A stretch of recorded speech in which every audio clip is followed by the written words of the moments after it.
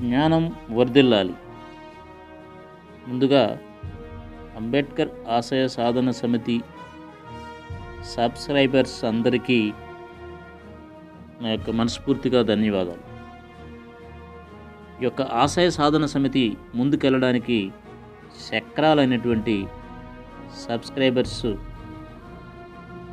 వారికి ప్రత్యేకంగా నా యొక్క ధన్యవాదాలు. అసలు ఈ అంబేద్కర్ ఆశయ సాధన సమితి అనేది మన చరిత్రను మనం తెలుసుకోకపోతే చరిత్రహీనులం అవుతాం. కాబట్టి చరిత్రహీనులు కాకుండా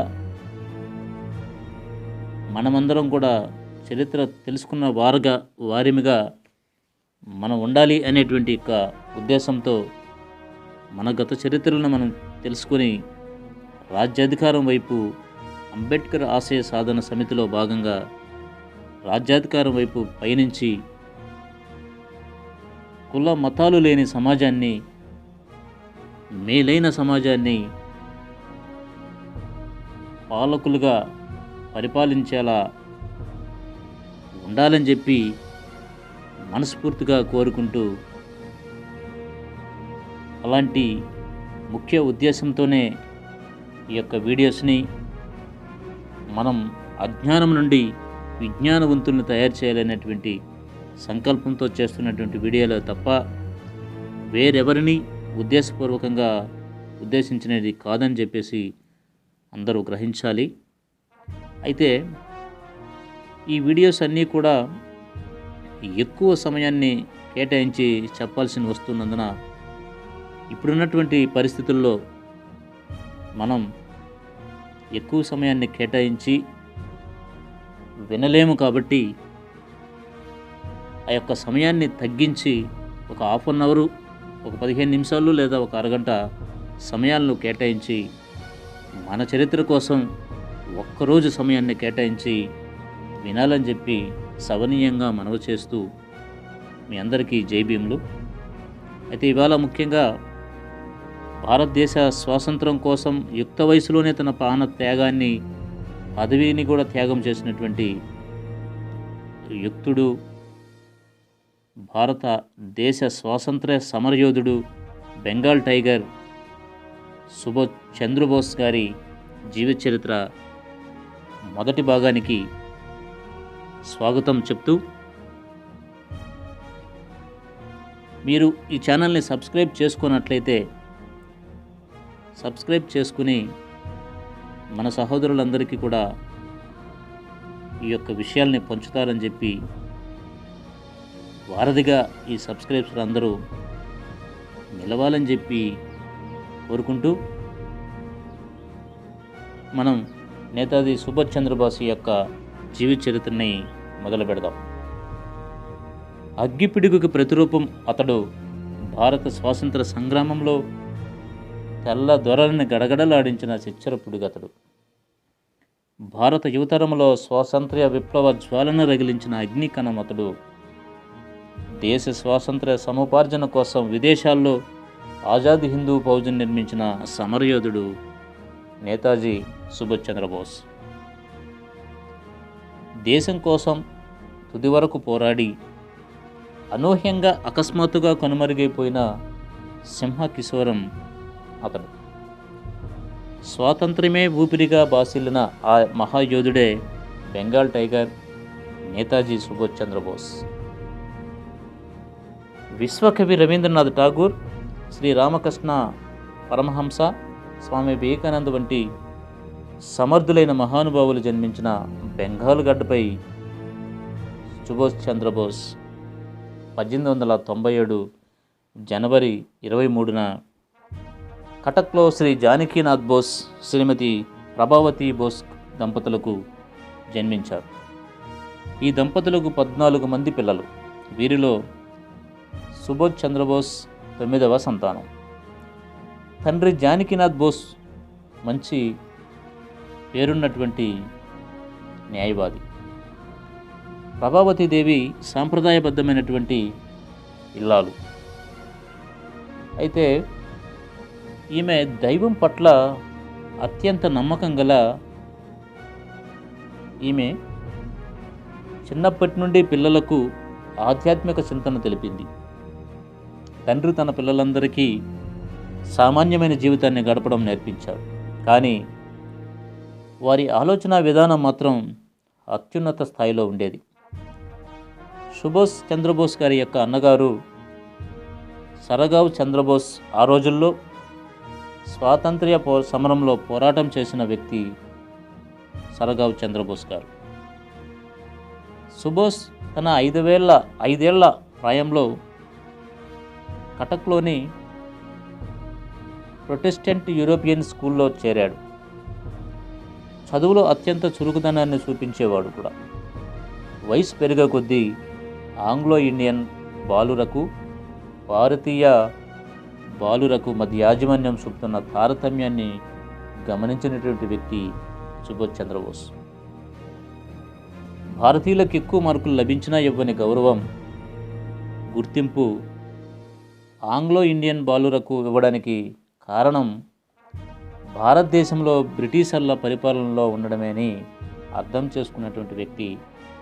ఆ లేత వయసులోనే బ్రిటిషర్ల పట్ల నిరసన భావం కలిగినటువంటి వ్యక్తి సుభాష్ చంద్రబోస్. సుభాష్ 12 ఏళ్ల వయసులో అతని విద్యాభ్యాసం రావెన్షా కాలేజియేట్ స్కూల్లో కొనసాగింది. సుభాష్ బెంగాలీ సంస్కృత భాషల పట్ల మంచి పట్టు సాధించాడు.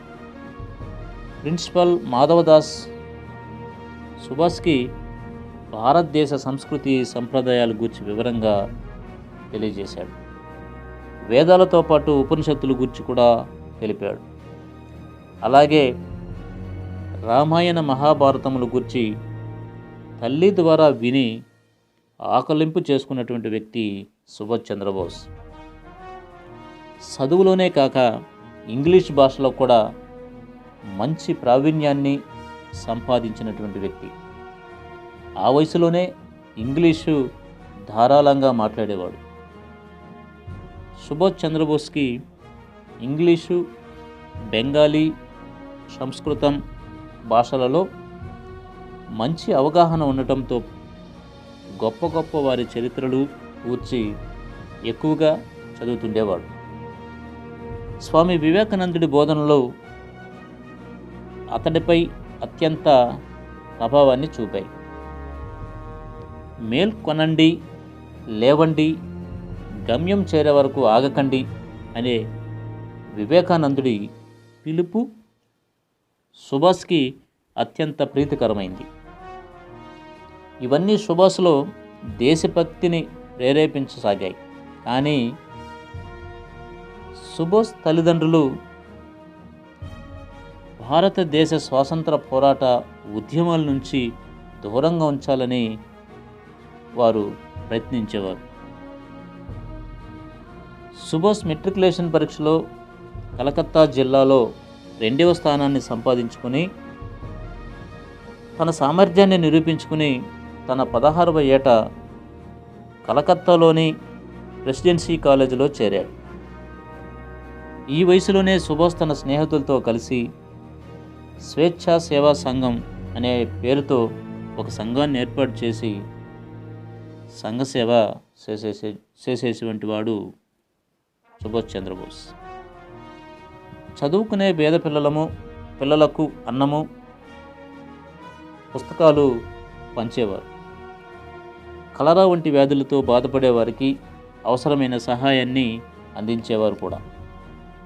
ఆ సమయంలో బెంగాల్లో స్వాతంత్రం కోసం విప్లవాత్మకమైన ఉద్యమం నడుస్తుంది.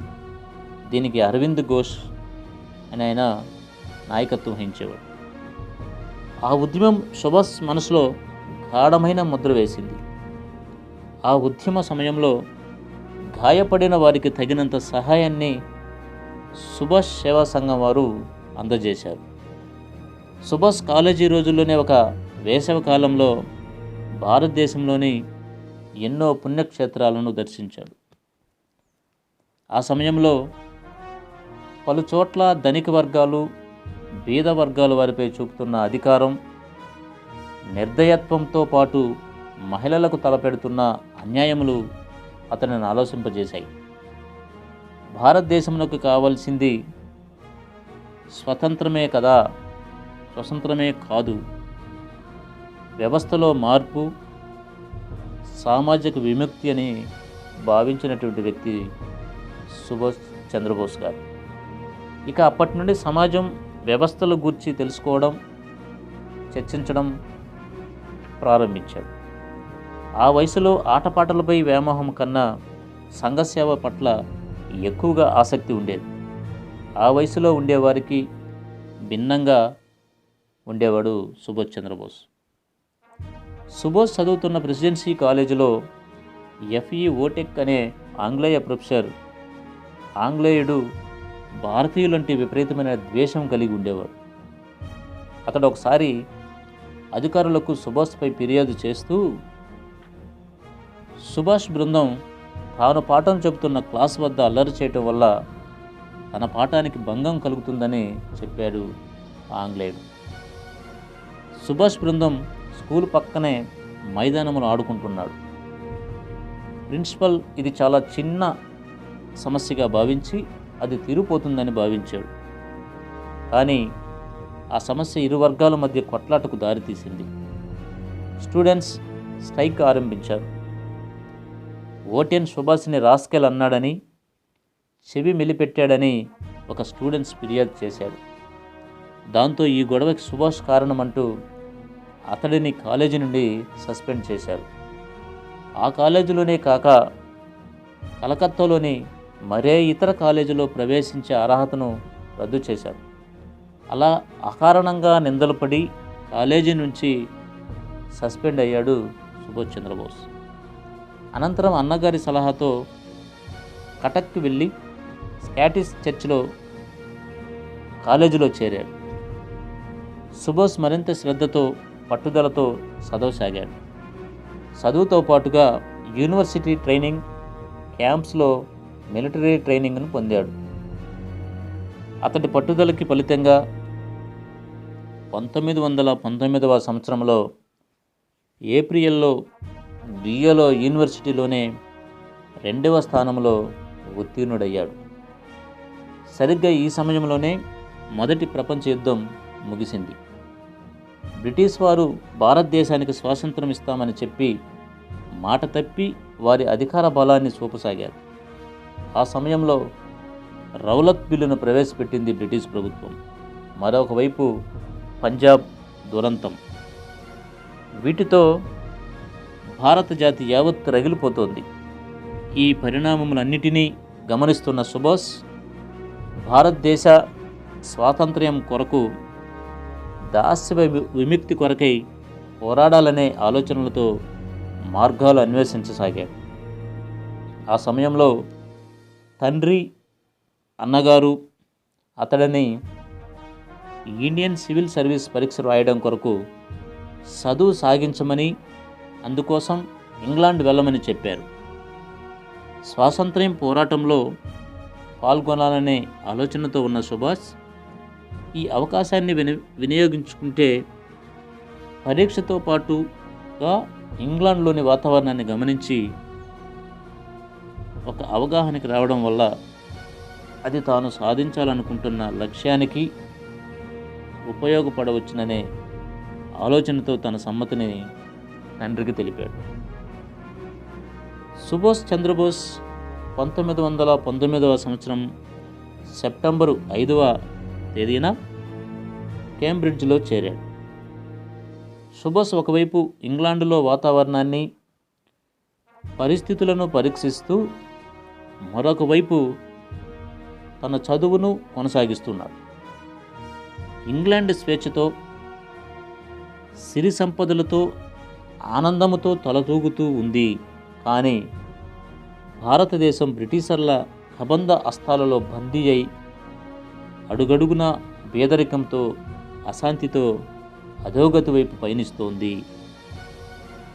బ్రిటిషర్లతో పాటు కొన్ని బలమైన దేశాలు బలహీనమైన దేశాలపై ధ్వజమెత్తి దోచుకోవడం అతడిలో ఆవేశాన్ని రగిల్చేది. ఈ వైరుధ్యంలోనే 8 నెలలు కష్టపడి చదివి ఐపీఎస్ పరీక్ష రాసి ఉత్తీర్ణతను సంపాదించుకున్నాడు. ఈ సమయంలోనే ఇంగ్లాండ్కి లోకమాన్య బాలగంగాధర్ తిలక్ వచ్చారు. కేంబ్రిడ్జ్లో ఆయన ఒక సభలో ఉపన్యాసం ఇవ్వడం జరిగింది. ఈ సభకి సుభాష్తో పాటుగా పలు విద్యార్థులు హాజరైనారు. తిలక్ ఉపన్యాసం వారిపై ఎంతో ప్రభావాన్ని చూపింది. అనంతరం కేంబ్రిడ్జ్ వదిలి ఇండియా తిరిగి వచ్చాడు సుభాష్ చంద్రబోస్. భారతదేశంలో గాంధీ నాయకత్వంలో బ్రిటిష్ వారిపై పోరాటాన్ని చేస్తున్నారు. రౌలత్ లా ప్రకారం ఎవరినైనా ఎక్కడైనా ఎటువంటి విచారణలు లేకుండా అరెస్టు చేసే అధికారాన్ని పొందిన ప్రభుత్వం జలియన్ వాలాబాగ్లో జరిగిన దారుణ మారణకాండ ఉదంతం ప్రజలలో మరింత ఉద్రేకాన్ని కలిగించింది. జనరల్ డయ్యర్ అకృత్యం ఫలితంగా పాపం పుణ్యం ఎరుగని అమాయక ప్రజలు వందల కొలది ప్రాణాలు కోల్పోయారు. ఈ పరిణామం సుభాష్ చంద్రబోస్ తండ్రి మరియు అన్నలను కూడా మార్చివేసింది. సుభాష్ ఇండియా చేరి ఈ పరిణామాలన్నీ స్వయంగా గమనించాడు. ఇండియన్ సివిల్ సర్వీస్ పరీక్షలో ఉత్తీర్ణుడైన సుభాష్ చంద్రబోస్ ఐపీఎస్ అధికారిగా బ్రిటిష్ ప్రభుత్వం తరపున కర్తవ్యాన్ని నిర్వర్తించవలసి ఉంది. కానీ పరిస్థితులను చూసి ఐపీఎస్ని త్యజించడానికి సిద్ధపడ్డాడు. తండ్రి కూడా కాదనలేకపోయాడు. సుభాష్ తన జీవితాన్ని స్వాతంత్రం కోసమే పణంగా పెట్టడానికి నిశ్చయించుకుని రాజకీయ రంగ ప్రవేశం చేయాలని నిశ్చయించుకున్నాడు. ఇంగ్లాండ్లో ఉన్న సమయంలో అతడికి ప్రఖ్యాత స్వాతంత్ర సమరయోధుడైన చిత్తరంజన్ దాస్తో పరిచయం కలిగింది. చిత్తరంజన్ దాస్ నాయకత్వంలో బెంగాల్లో సహాయ నిరాకరణోద్యమం సాగుతోంది. సుభాష్ చిత్తరంజన్ దాస్కు తన ఉద్దేశ్యాలను భావాలను తెలిపాడు. తనకు బ్రిటిష్ ప్రభుత్వం తరపున పనిచేయటం ఏమాత్రం ఇష్టం లేదని అన్నా తండ్రి బలవంతంతో ఇంగ్లాండ్ రావాల్సి వచ్చిందని చెప్పాడు. మన దేశ పరిస్థితులు మీకు చెప్పనక్కర్లేదు. ఈ పరిస్థితులలో ఉన్న దేశానికి నా శక్తి మేరకు సేవను అందించాలని నాలోని అణువణువు తాపత్రయంతో రగిలిపోతుంది. నా మాతృదేశానికి నా శరీరాలను పూర్తిగా అర్పించాలని, నా రక్తంతో నా భారతదేశ గడ్డను తడిపి నా ప్రేమను నిరూపించుకోవాలని ఉందని ఆవేశంతో ఆవేదనతో తప్పించిపోయాడు.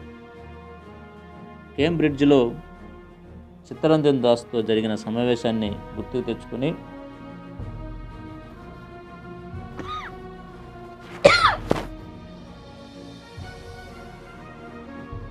బెంగాల్లో చేరి ఆయన్ను కలుసుకున్నాడు. మన ప్రజల మనోవేదనకు కారణమవుతున్న బ్రిటిష్ ప్రభుత్వం క్రింది పనిచేయడానికి మన ప్రజల మనోవేదనకు కారణమవుతున్న బ్రిటిష్ ప్రభుత్వం క్రింద పనిచేయడానికి నా మనసు ఇష్టపడకపోవడంతో నేను నా ఉద్యోగానికి రాజీనామా చేయడానికి నిర్ణయం తీసుకున్నాను. నా తండ్రి అన్నలు సైతం దేశంలోని పరిస్థితుల ప్రభావంతో తమ ఆమోదాన్ని తెలిపారు. మన దేశానికి ఏ విధమైన సేవ చేయడానికైనా నా సంసిద్ధతను తెలియజేస్తున్నాను. మాతృదేశ సేవ కొరకు మీరు నన్నే ఏ విధంగా వినియోగించుకోగలరో తెలుసుకోవాలని కోరుకుంటున్నాను అంటూ ప్రశ్నించాడు సుభాష్ చంద్రబోస్. అతడి నిర్ణయానికి ఎంతో సంతోషించాడు చిత్తరంజన్ దాస్. కాంగ్రెస్కి స్థిరత్వం కలిగి ఉండడం ముఖ్యం. జాతీయ పరంగా బడుగు వర్గాల పరంగా కొన్ని స్థిరమైన నిర్ణయాలను కలిగి ఉండాలి.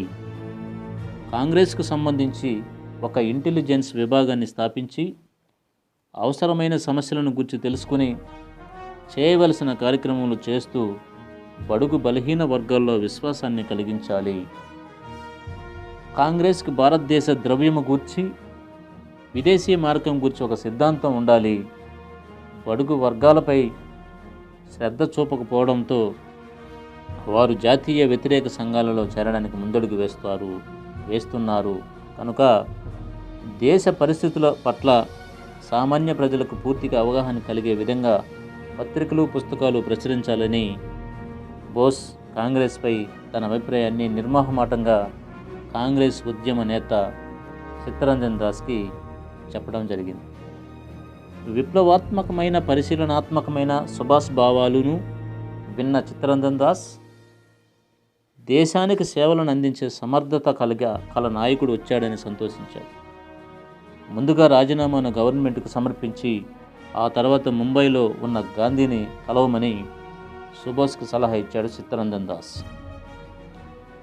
చిత్తరంజన్ దాస్ సలహా ప్రకారం సుభాష్ ఐపీఎస్కు 1921 సంవత్సరం ఏప్రిల్ నెలలో రాజీనామా చేశాడు.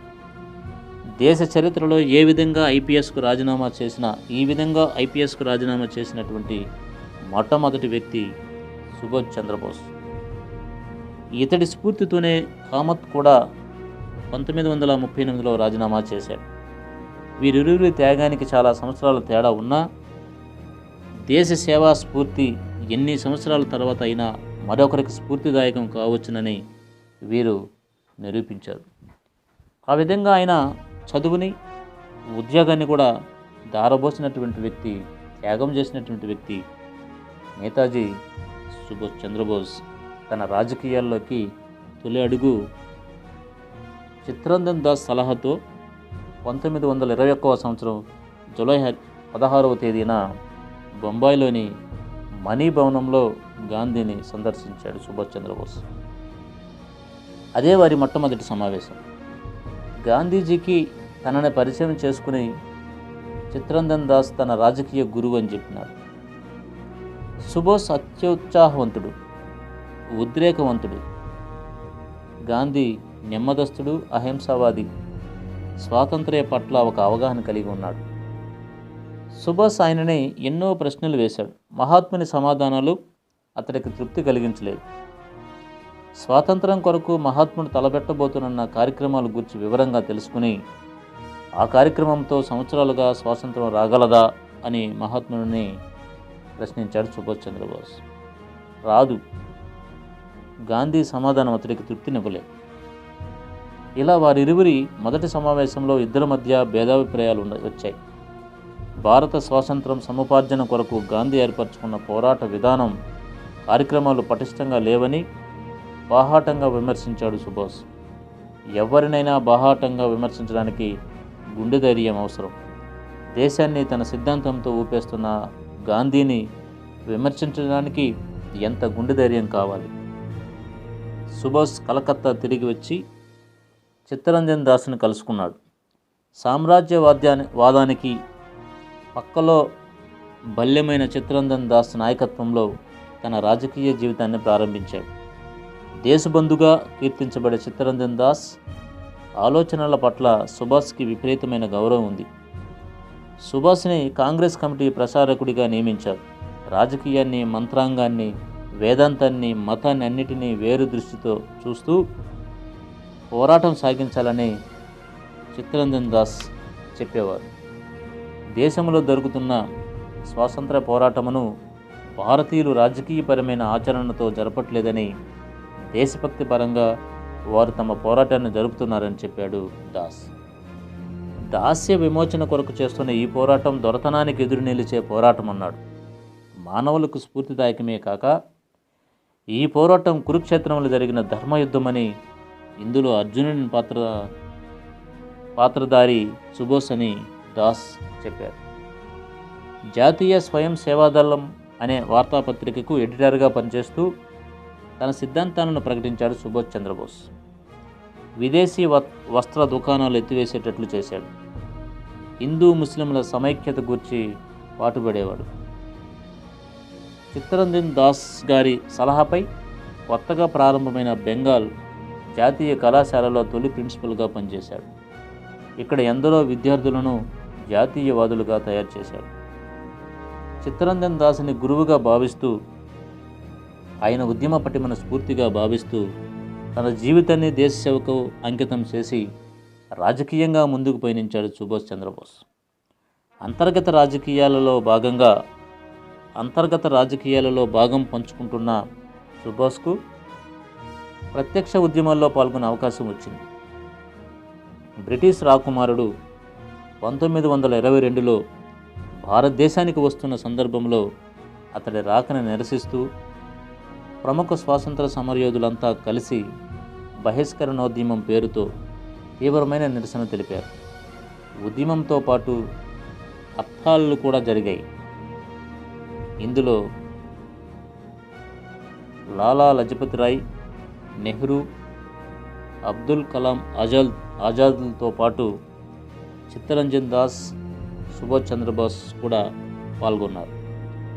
బ్రిటిష్ ప్రభుత్వం ఉద్యమకారులు ఎక్కడా కనిపించినా అరెస్టు చేయాలని శాసనం చేసింది. అలా అరెస్ట్ అయిన సుభాష్కు 6 నెలలు కారాగార శిక్షను విధించింది బ్రిటిష్ ప్రభుత్వం. అతడు నడుపుతున్న జాతీయ సేవాదళం పత్రికలను నిషేధించింది. ఈ సమయంలోనే చౌరీ అనే చిన్న ప్రదేశంలో పోలీసులకు ఉద్యమకారులకు పెద్ద గొడవ జరిగింది. ఇందులో గాంధీజీ అరెస్ట్ అయ్యి 6 సంవత్సరాలు జైలు శిక్షకు గురయ్యారు. ఈ ఉద్యమంలో సుభాష్ యొక్క సమర్థతను చూసిన చిత్తరంజన్ దాస్ అతడి చేత దేశంలో యువ సంఘాన్ని ఏర్పాటు చేయించి ఉద్యమాన్ని ఉధృతం చేయాలని సంకల్పించాడు. 6 నెలలు జైలు శిక్ష అనంతరం 1922వ సంవత్సరం ఆగస్టు 4వ తేదీన విడుదలయ్యారు సుభాష్ చంద్రబోస్. అప్పుడు మొదటిసారిగా బెంగాల్ యువకులతో సమావేశాన్ని ఏర్పాటు చేశాడు. ఈ సమావేశంలో స్ఫూర్తిదాయక ప్రసంగాన్ని ఇస్తూ అంటరానితనం, బాల్య వివాహముల రద్దు, వరకట్న నిషేధం వంటి వాటి గూర్చి చర్చించాడు. ఏ కార్యానికైనా యువ చైతన్యం అవసరమని నొక్కి చెప్పాడు సుభాష్ చంద్రబోస్. అతని ఆధ్వర్యంలో బెంగాల్లో సంభవించిన వరద బాధిత ప్రజలకు యువత అనూహ్యమైన సహాయాన్ని అందజేసింది. యువకులంతా వారి సరదాలను వదిలేసి దేశ సేవలో సంపూర్ణ సహాయాన్ని అందజేశారు. 1922వ సంవత్సరంలో గయాలో నేషనల్ కాంగ్రెస్ సమావేశం జరిగింది. చిత్తరంజన్ దాస్ ఒక ప్రతిపాదనను కాంగ్రెస్ నాయకులు ముందుంచి కాంగ్రెస్ రాష్ట్ర శాసనసభలను ఆక్రమించుకుని బ్రిటిష్ ప్రభుత్వ రాజ్యాంగాన్ని భగ్నం చేయాలని ప్రతిపాదించాడు. ఈ ప్రతిపాదనను గాంధేయవాదులంతా తీవ్రంగా నిరాకరించారు. దాంతో చిత్తరంజన్ దాస్ కాంగ్రెస్ పార్టీకి రాజీనామా చేశారు. ఆ తర్వాత నెహ్రూ వంటి నాయకులతో కలిసి స్వరాజ్య పార్టీని స్థాపించాడు. దాస్ స్థాపించిన స్వరాజ్య పార్టీకి సుభాష్ చంద్రబోస్ దళాధిపతి. అంతేకాదు, బంగ్లార్ కథ అనే బెంగాలీ పేపర్కు సుభాష్ని ఎడిటర్గా నియమించారు. ఆ తర్వాత స్వరాజ్ పార్టీ ప్రచారం కొరకు ఫార్వర్డ్ అనే ఆంగ్ల దినపత్రిక కూడా స్థాపించారు. దీనికి సుభాష్ ప్రధాన సంపాదకుడిగా వ్యవహరించడం కూడా జరిగింది. 1924 సంవత్సరంలో కలకత్తా మున్సిపాలిటీలో కార్పొరేషన్గా మార్చబడినటువంటి సందర్భంగా ఎన్నికలను నిర్వహించారు. స్వరాజ్ పార్టీ తరపున చిత్తరంజన్ దాస్ నిలబడి అఖండ విజయాన్ని సాధించాడు. కలకత్తా నగరానికి తొలి మేయర్ అయ్యాడు. మేయర్ చిత్తరంజన్ దాస్ సుభాష్ చంద్రబోస్ను చీఫ్ ఎగ్జిక్యూటివ్గా ఆఫీసర్గా నియమించాడు. సుభాష్కి మున్సిపల్ కార్పొరేషన్లో 3,000 రూపాయల జీతాన్ని ఏర్పాటు చేశారు. కానీ సుభాష్ తన జీతంలో 1,500 రూపాయలను కార్పొరేషన్ అభివృద్ధికి వినియోగించాలని చెబుతూ 1,500 రూపాయల జీతాన్ని మాత్రమే తీసుకున్నాడు. ఆ డబ్బులో ఎక్కువ భాగాన్ని పేద విద్యార్థుల కొరకు, వృద్ధుల కొరకు కేటాయించాడు.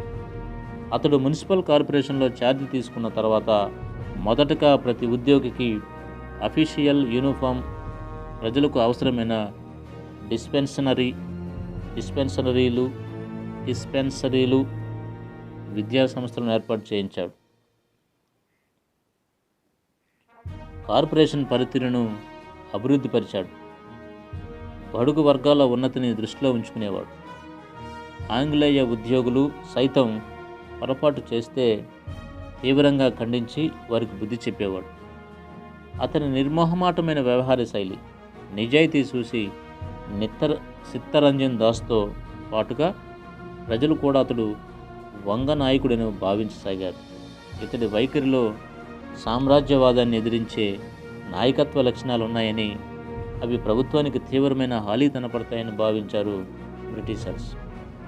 సుభాష్ కార్యకలాపాలను గమనిస్తూ తప్పుడు సాక్ష్యాలతో ఒక రిపోర్టర్ను తయారు చేసి ఎటువంటి నోటీసు లేకుండా 1924 సంవత్సరం అక్టోబర్ 25న సుభాష్ని బెంగాల్లో ఆర్డినెన్స్ క్రింద అరెస్టు చేసి జైల్లో పెట్టడం జరిగింది బ్రిటిష్ ప్రభుత్వం.